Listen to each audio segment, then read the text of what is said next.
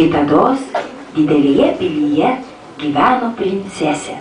Ji buvo labai blogo būdo, išdidi, užsispyrusi, viskuo nepatenkinta. Nors jai jau laikas buvo ištekėti, ji neatsakinėdavo į gerbėjų skambučius ir nuolatos ginčydavosi su savo pamote.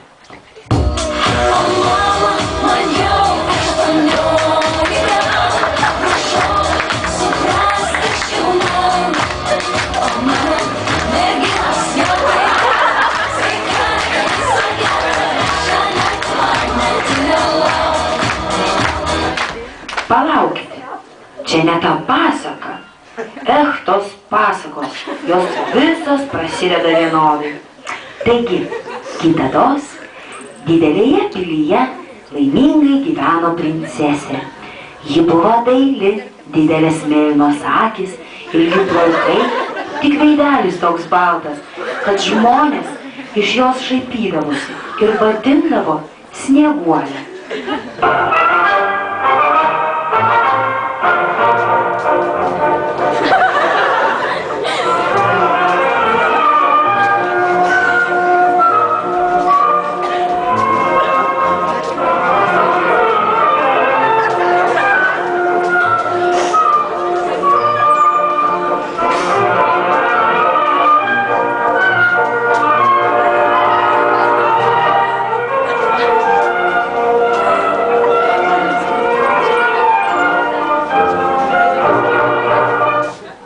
Snieguolė turėjo piktą pamotę, kuri jai pavydėjo grožio ir todėl jos labai nekentė.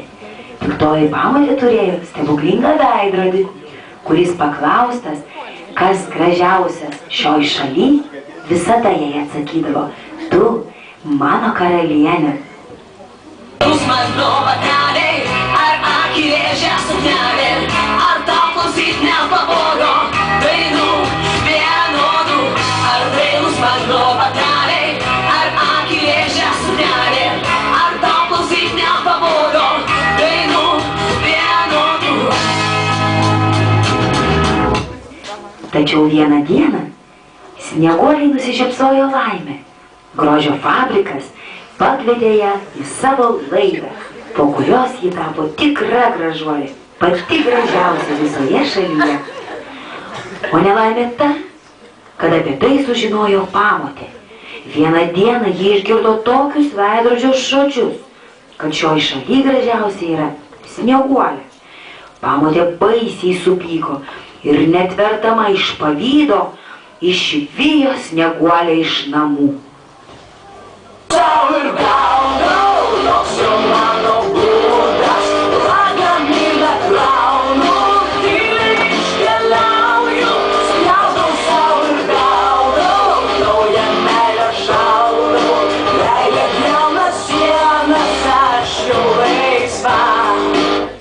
Snieguolė atsidūrė gatvėje. O koks gyvenimas gatvėje, visi puikiai žinome.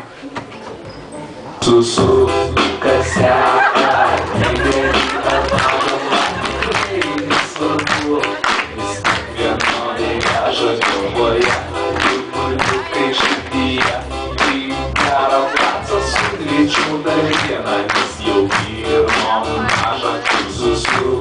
Kas seka, didelį ar mažą, man tikrai nesvarbu, vis tik vienodai veža galvoje, burbuliukai širdyje, į gerą placą su greičiu dar vieną, nes jau pirmom mažą. Taigi, Snieguolė papuolė į 7 nykštukais pasivadinusią gaują.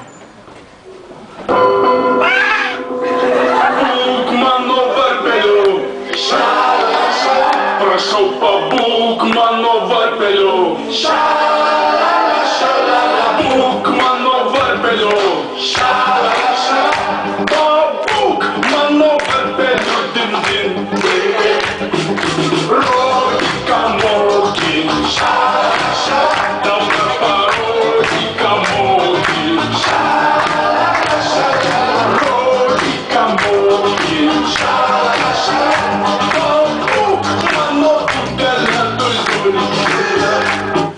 vargšė Snieguolė. Ji nežinojo, su kuo susidūrė. Ir naktis buvo labai ilga. Snieguolė pamatė, ko dar niekada gyvenime nebuvo mačiusi. Ji susilaukė didelio populiarumo ir savo grožiu pakerėjo ne vieną vaikiną.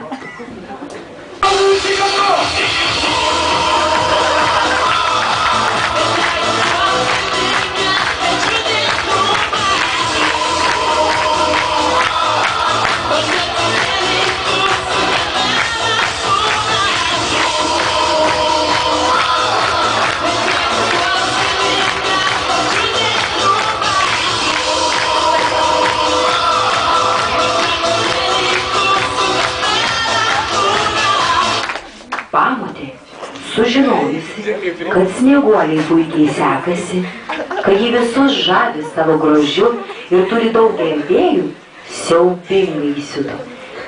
Ji nusprendė visiems laikams atsikratyti Snieguolę. Pamotė nusamdė elegantišką vyriškį, kuris turėjo suvilioti ir nužudyti Snieguolę.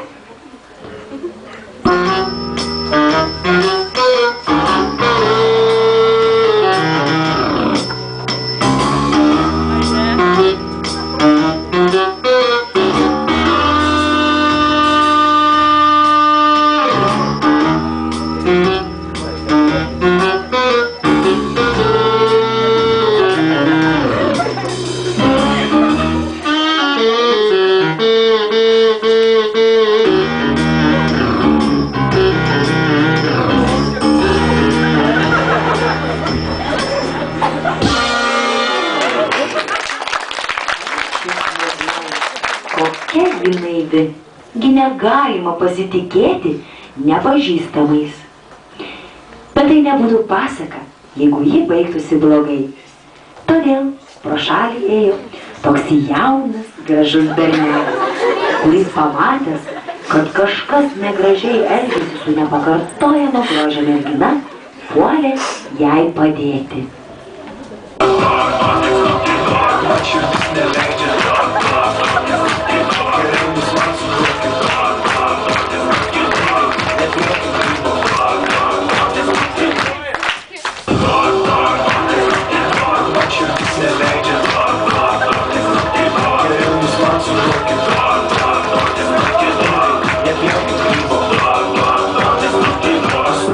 Bernelis prilupo tą nenaudėlį, kuris bandė nužudyti Snieguolę, atgaivino ją, vedė, susilaukė daug vaikų ir ilgai bei laimingai gyveno.